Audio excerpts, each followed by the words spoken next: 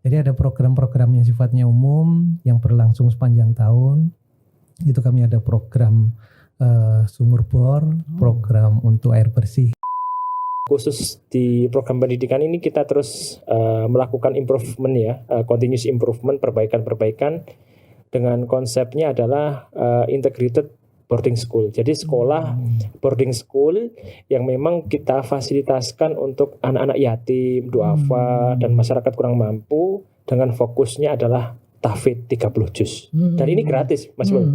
Jadi mulai dari Sabang sampai Merauke, kalau mau datang ke Surabaya, selagi bisa lolos kualifikasi, tes, kemudian ujian masuk, ya mereka berhak untuk mendapatkan fasilitas.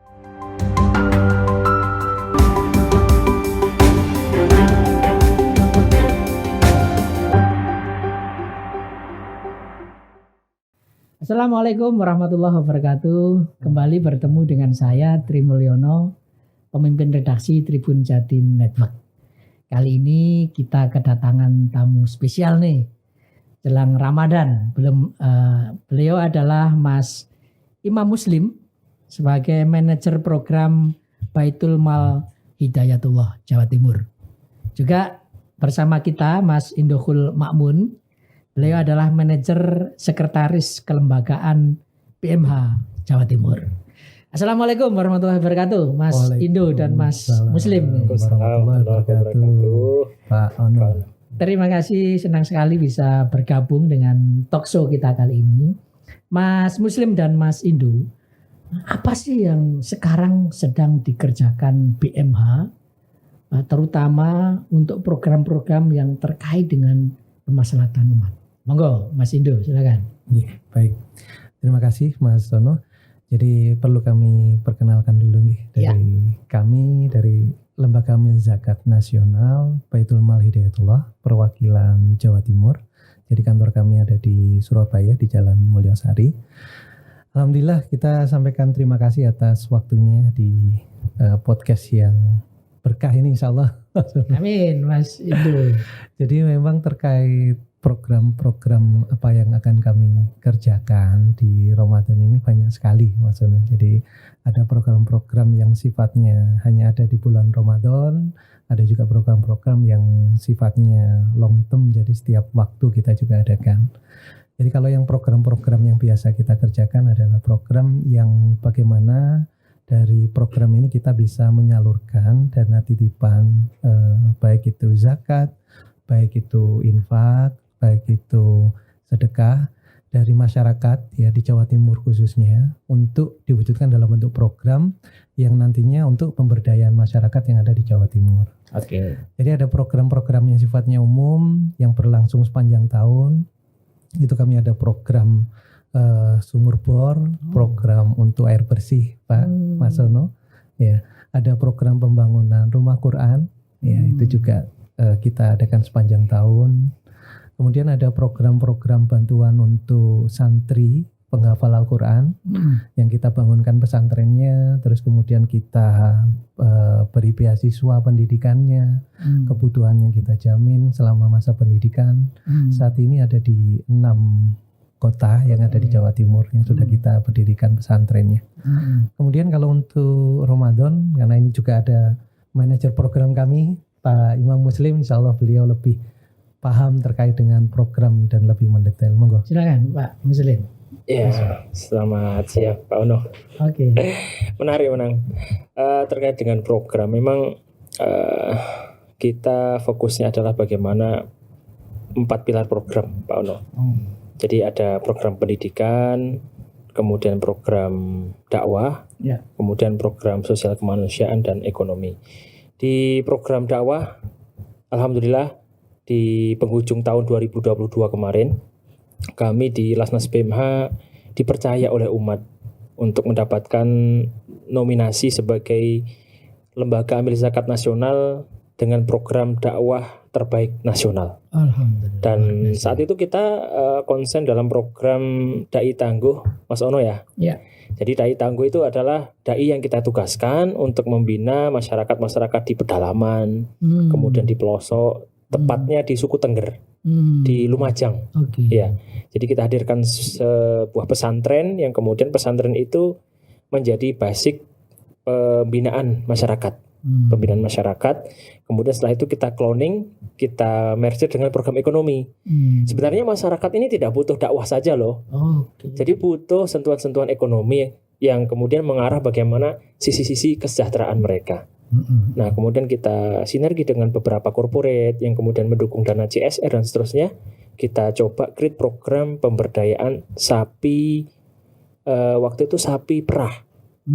Jadi sapi ini kita berikan kepada masyarakat kita minta untuk merawat, setelah gemuk mereka panen, dan ketika panen bagi hasil mereka meningkat dong kesejahteraannya. Kemudian setelah itu ada juga bawang pre, karena kontur tanah di Tengger itu kan perbukitan ya, perbukitan yang memang hawanya dingin, kemudian tanahnya geografisnya menarik untuk pertanian. Kita juga dapat hibah bantuan bawang pre, kemudian kentang dan seterusnya.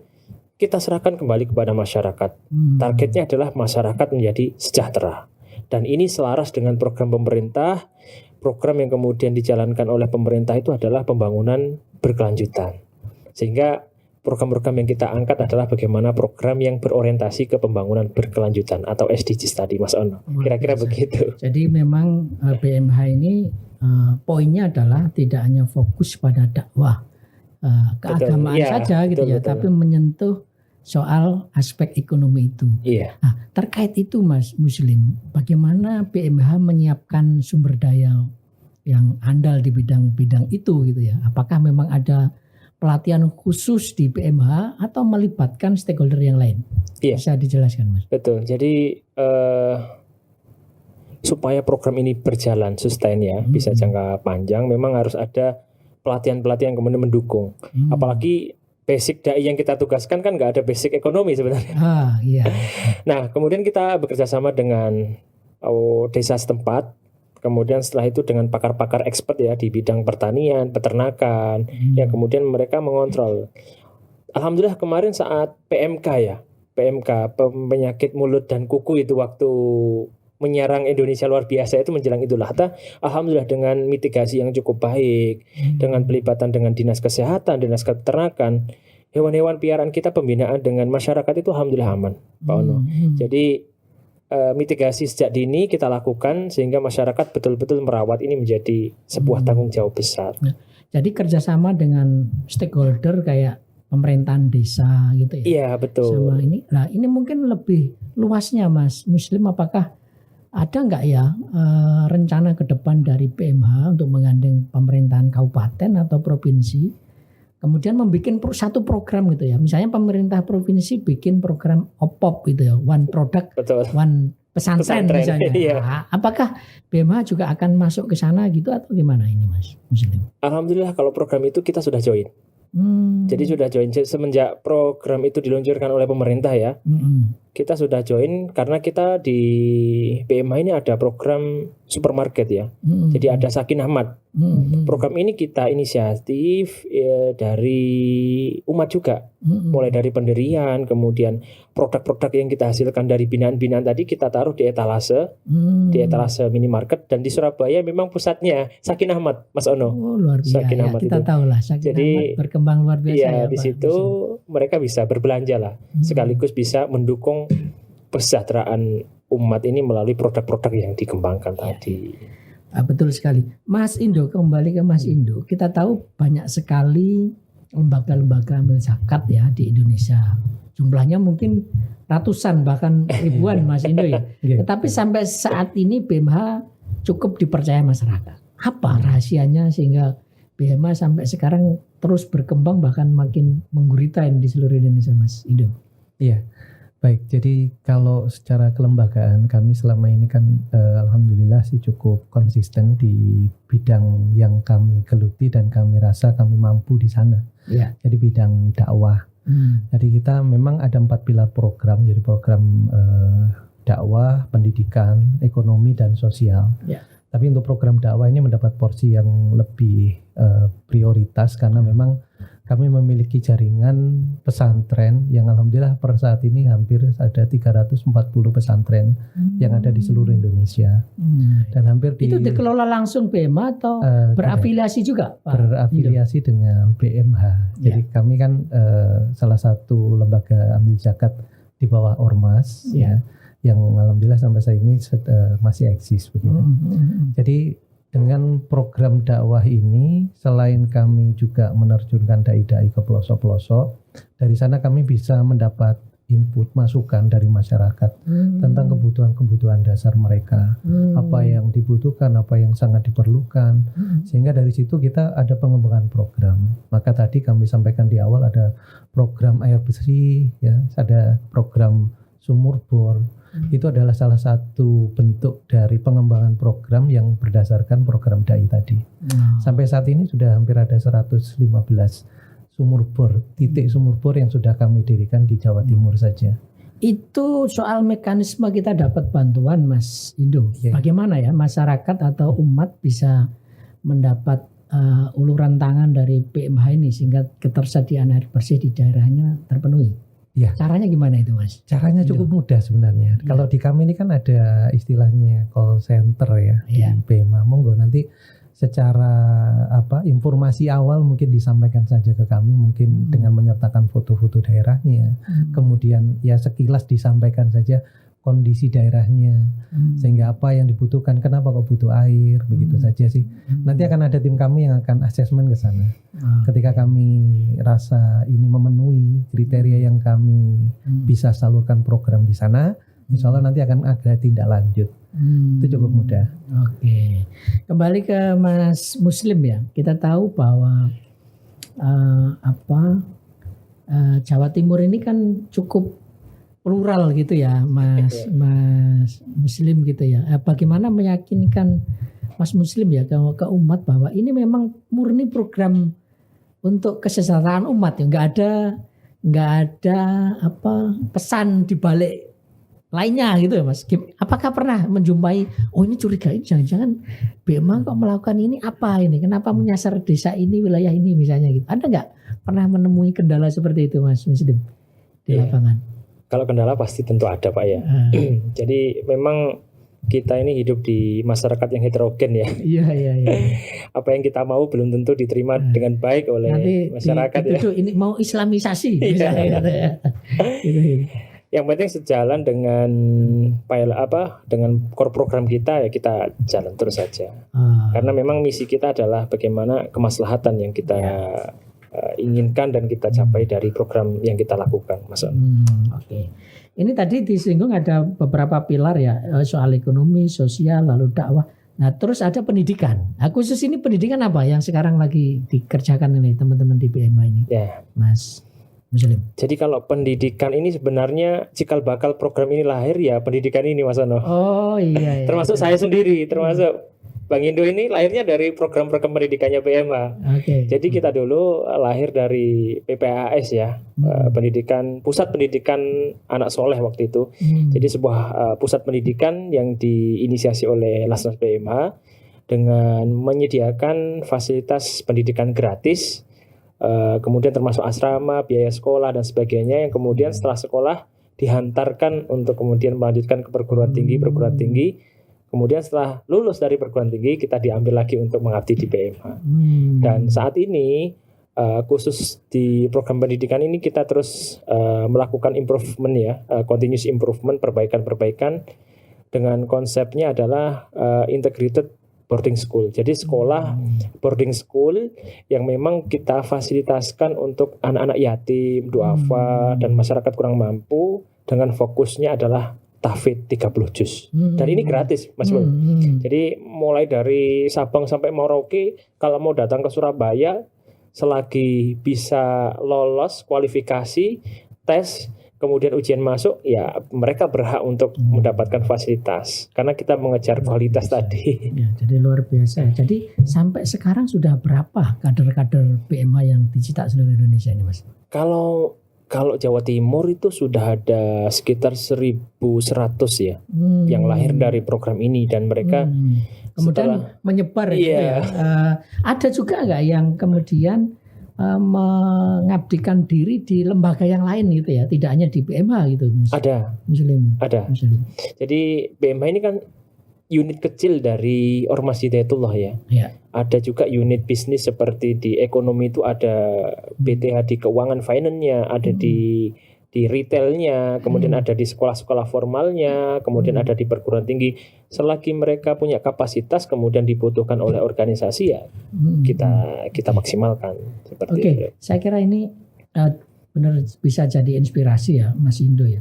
Nah, kira-kira sebetulnya gini, anak muda sekarang itu kan memang butuh figur gitu ya, butuh contoh gitu ya. Betul. Kemudian saya lihat juga misalnya di Jawa Timur itu tidak hanya BMH ya, kayak Sidogiri itu juga sukses menjadi lembaga ekonomi juga ya, gitu ya, betul. dan itu menjadi inspirasi. Gitu. Nah, BMH sendiri untuk melibatkan anak-anak muda ini ya, artinya anak-anak yang tidak kader BMH gitu ya, tapi mereka terkesan dengan kiprah BMH selama ini untuk menampung aspirasi mereka atau melibatkan anak-anak muda ini, apa yang dilakukan BMH, Mas Indo? Iya, jadi yang kami lakukan sih selama ini kita bekerja sama ya dengan universitas-universitas. Jadi mereka biasanya ketika biasanya di Fakultas Ekonomi Bisnis, Fakultas Ekonomi Islam, maaf. Itu biasanya di tugas akhir ada istilahnya studi lapangan ya. Studi lapangan. Nah, biasanya magangnya di tempat kami. Ada beberapa kantor kami yang dijadikan tempat magang. Jadi di sana mereka belajar proses bagaimana pengelolaan dana zakat, infak, sedekah ini mulai dari penerimaan sampai terwujud program di masyarakat secara profesional tentunya ya, secara dengan regulasi yang berlaku. Jadi sudah banyak beberapa kampus itu yang bekerja sama dengan kita untuk melakukan hal itu. Jadi di situ kami istilahnya berbagi pengalaman lah dengan anak-anak muda ini supaya mereka juga tertarik ke dunia filantropi seperti ini. Ya, dan itu apakah sudah dalam satu modul gitu ya, sehingga bisa jadi orang itu akan mengakses itu ke depannya itu lebih mudah gitu Mas. Jadi ada modul dari BMH gitu ya. Ini cara pengelolaan dana zakat yang profesional itu misalnya. Kalau terkait modulnya kita biasanya pakai sistem yang sudah ada di BMH yang sudah gitu menyatukan. Ya. Dan itu bisa diakses banyak orang. Atau orang-orang yang memang memang berniat belajar saja gitu ya yang dapat ini ya. Jadi saat ini sih kami baru menyampaikan terkait modul tadi ya. Itu ke mereka-mereka yang datang ke tempat kami dahulu. Karena memang kita juga belum berani untuk share keluar karena ini belum juga kita uji secara maksimal gitu hasilnya. Mas Indo kan ya ini pro kontra gitu ya ketika banyak lembaga-lembaga zakat gitu ya, filantropi bermunculan, kemudian ada juga yang sinis ya, apakah ini benar tersalurkan dengan baik gitu.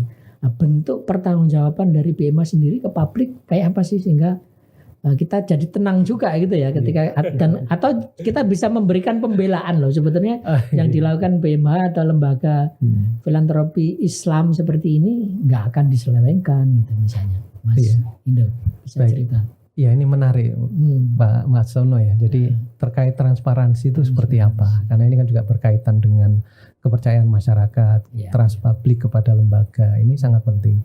Jadi kami menaruh concern yang sangat tinggi kepada hal seperti ini. Yang pertama terkait dengan pelaporan keuangan.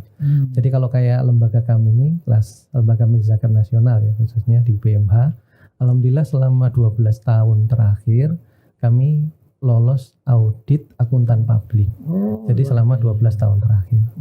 Jadi setiap tahun kami ada audit keuangan secara eksternal. Terus juga kami juga ada audit syariah. Jadi audit syariah ini dilakukan oleh lembaga pemerintahan, dalam hal ini Kementerian Agama, dan alhamdulillah kami dapat nilai A untuk nilai tertinggi ya. Nilai tertinggi betul untuk audit syariah yang terakhir. Jadi audit syariah ini kalau kami boleh cerita, di situ kami dicek apakah program kami ini benar-benar dilaksanakan di lapangan, kemudian dari program itu ada dampak perubahan sosial yang terjadi di sana, itu oleh Kementerian Agama.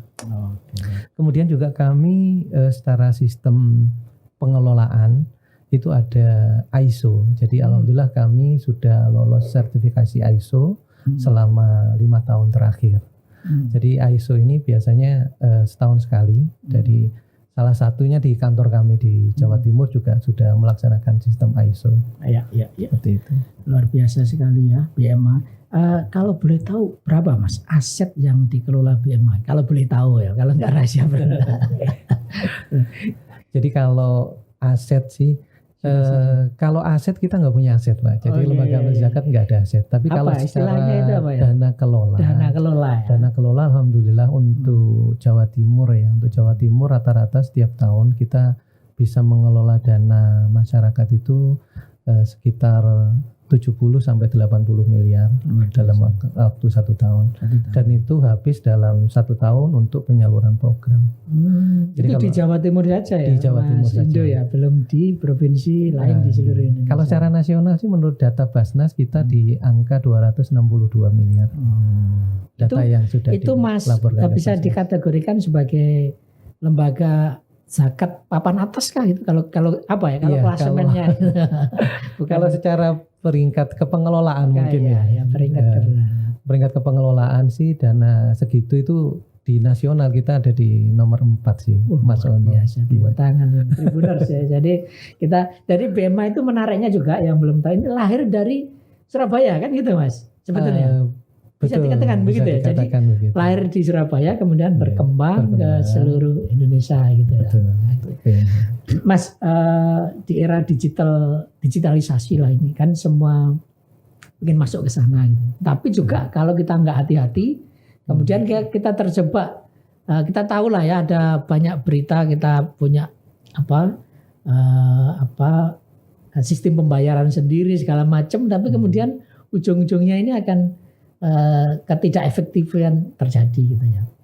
Tetapi sisi lain kita tetap harus masuk ke digital gitu ya. Yang dilakukan BMA untuk bisa tetap digital masuk tapi tidak mengganggu pengelolaan dana kelola di dalam sendiri itu Mas.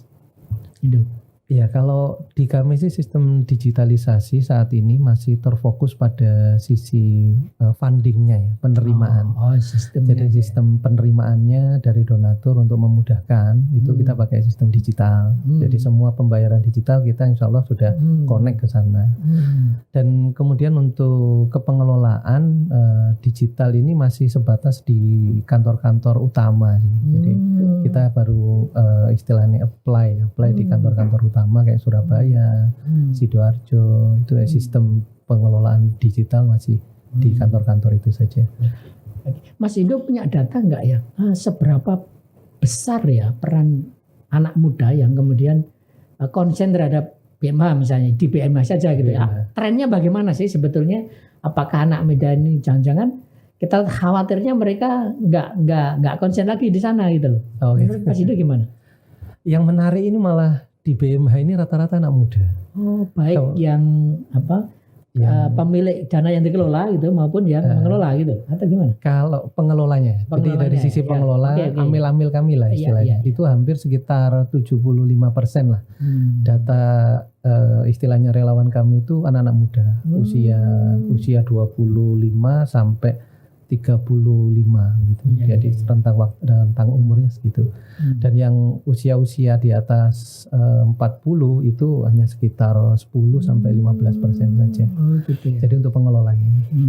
Kalau dari sisi donaturnya itu berimbang ya paling. Jadi masih berimbang sih antara sekitar 50-50 lah 50-50. Jadi karena kami ini kan masih banyak sekali donatur existing yang sekian lama berdonasi di tempat kami dan mereka rata-rata usianya sudah. Dan ini ada regenerasi di donatur, juga regenerasi di pengelola gitu ya. Betul. Biasa ini. Mungkin Mas Muslim bisa sebagai closing statement ya dari obrolan kita, kira-kira apa ya yang disampaikan kepada umat gitu ya tentang keberadaan BMA ini? Ya, yang pertama kami mengajak masyarakat ya, khususnya masyarakat di Kota Surabaya untuk tidak ragu, tidak khawatir lagi bahwa dana-dana yang kemudian dikelola oleh organisasi-organisasi pengelola zakat, lembaga-lembaga zakat itu kalau memang lembaganya sudah kredibel ya, yang sudah profesional, insya Allah amanah donasi itu tidak akan diselewengkan. Amanah dana itu insya Allah tepat sasaran karena memang mulai dari pengelolaan dananya, program-programnya, kemudian sistem yang dibangun dan sebagainya, insya Allah teruji dan bisa dipertanggungjawabkan, Mas Ono. Lolos audit. Ya, kemudian yang terakhir kami juga mengajak masyarakat Surabaya untuk berkolaborasi ya, baik dari sisi milenial, kemudian generasi X, generasi Z dan seterusnya untuk bersama-sama bersama dengan BMH kita wujudkan masyarakat Surabaya, masyarakat yang sejahtera insya Allah. Amin, amin, amin.